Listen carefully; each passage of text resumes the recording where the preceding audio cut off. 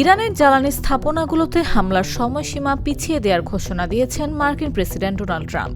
তার এই ঘোষণার পর বিশ্ববাজারে জ্বালানি তেলের দাম কমেছে।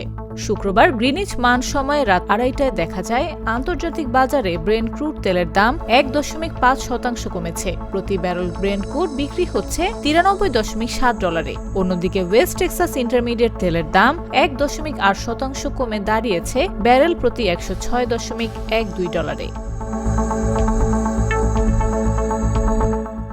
বৃহস্পতিবার তেলের দাম ব্যাপকভাবে বৃদ্ধি পেয়েছিল, তবে আজ শুক্রবার দাম কিছুটা কমলেও তা আগের দিনের সে বড় উল্লম্ফনকে পুরোপুরি কমিয়ে আনতে পারেনি। ইরান যুদ্ধ ধারণার চেয়ে দীর্ঘস্থায়ী হতে পারে এমন ক্রমবর্ধমান উদ্বেগের মধ্যেই শুক্রবার তেলের বাজারে পরিস্থিতি দেখা গেছে।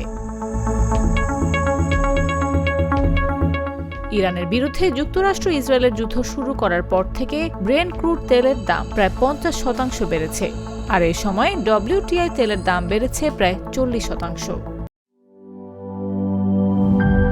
দুধার চকলেটে একাকার হয়ে ওঠা প্রাণ লেয়ার সম্পর্কের মিষ্টি ম্যাজিক।